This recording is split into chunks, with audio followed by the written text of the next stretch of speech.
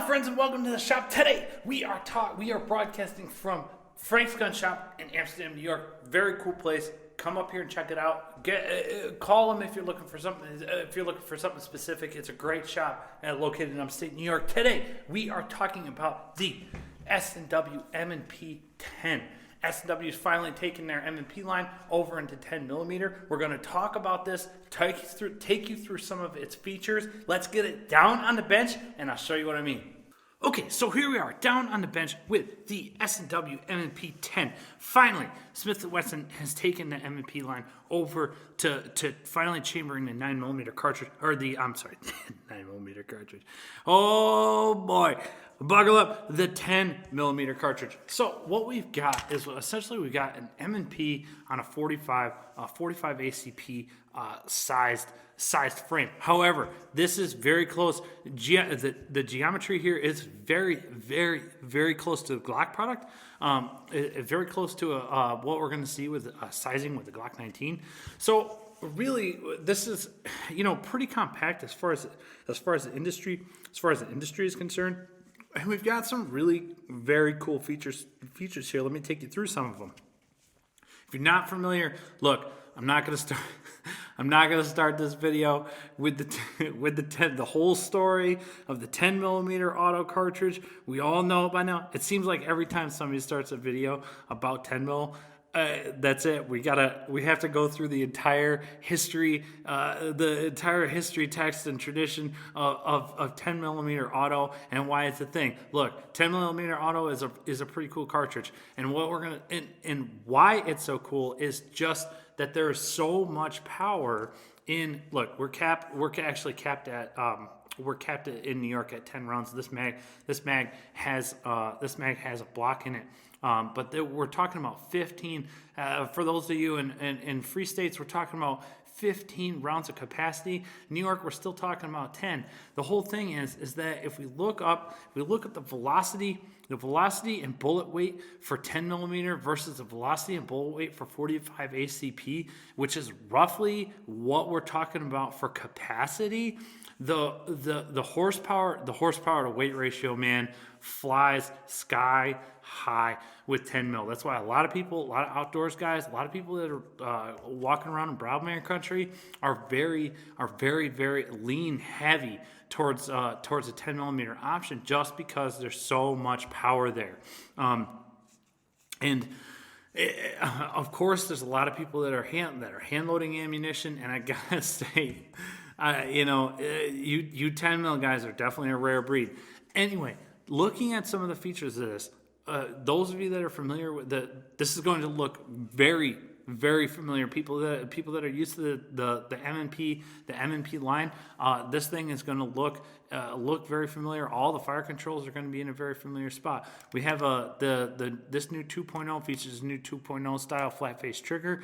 It's nice. I do like the way this trigger feels. I think I really want somebody else to put 1,000 rounds of 10 mil through theirs, so that I can shoot this one. So I can shoot one after they've spent a bunch of money putting ammo through it, because I think it'd be really nice. I think that trigger is gonna wind up really nice. The ergo here is really good. The grip stippling is always such a hit or miss. Every single person that I talk to about grip stippling on an M&P or on the Smith series, it's just sort of like, yeah, I love that, or I hate it. It's a very love-hate.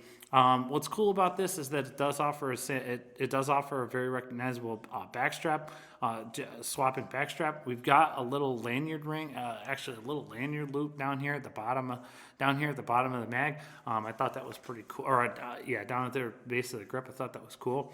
All of the new M&Ps are coming optics ready, which I think is really cool. A lot of new guns, it's just an easy option. It's an easy option to say, yeah, I'm an optic guy, or I'm not an optic guy. If you're not, that's fine. You don't have to put it on. If you are, it's great. The thing's already ready to rock and roll. It comes with their core, with the M&P, or I'm sorry, with the S&W core mounting system, which has some really, really thin plastic plates in there, and it feels very solid. I think the reason why they make those, the logic behind a very, very thin plate underneath there is actually because that plate will flex and move and will contour better to the shape. When it's torqued down to the slide, it's going to contour better to those two uneven surfaces meeting each other.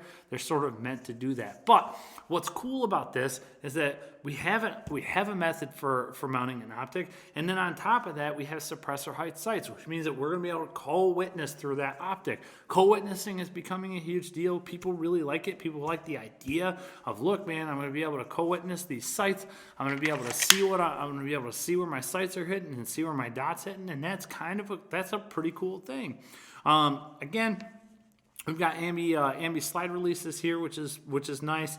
We've got a little sort of a dingus safety on the bottom of this trigger, which I think is cool. What I don't like about this is that you can see, I'll put a little contrast behind it. You can see that with my finger, but that sort of has just like this open feeling here, an open geometry.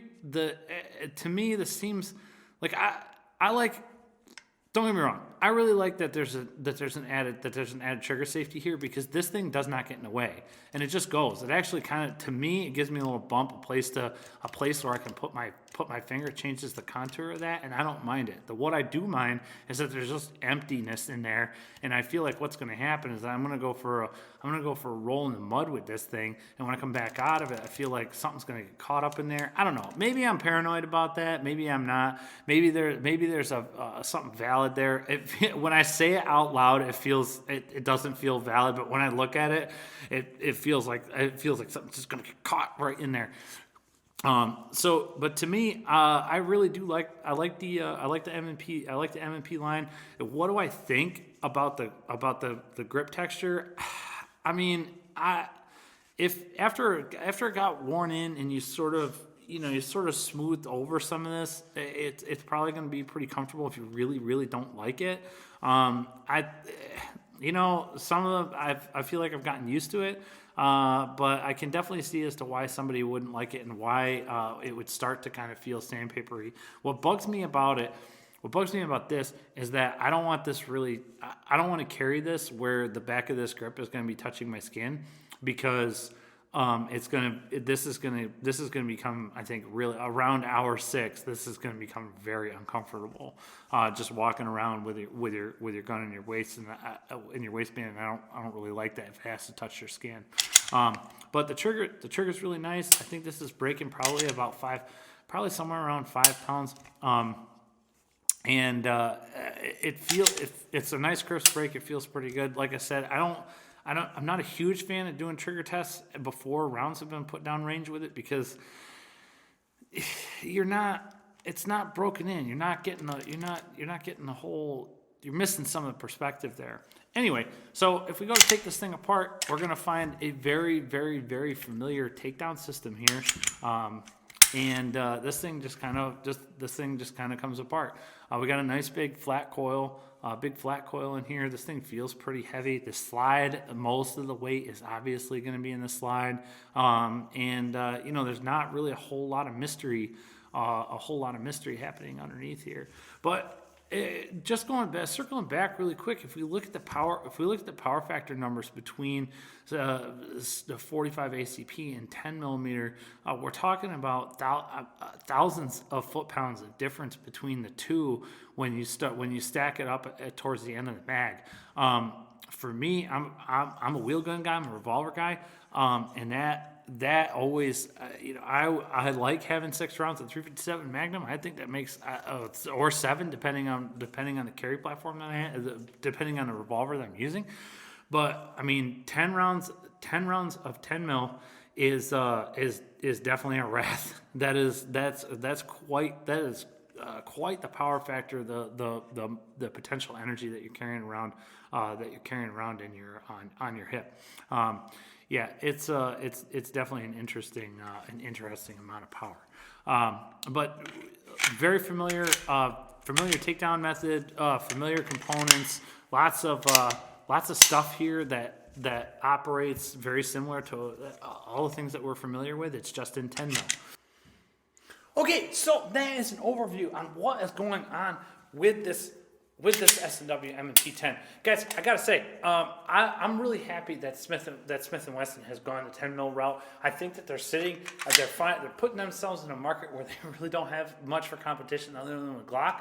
And I think that this is, if you like Smith over Glock, I think obviously this is going to be the choice for you. But my concern is that I have never seen a group of guys. The 10 mil reloading crowd is what I'm nervous about here. Okay, I have never seen a group of people more determined to blow their guns up than the 10 mil crowd, because all they're trying to do is just a pinch more blue dot, or they're just trying to get another couple feet per second faster. And I've seen some of those numbers. I've shot some of those guns, and those dudes are running borderline.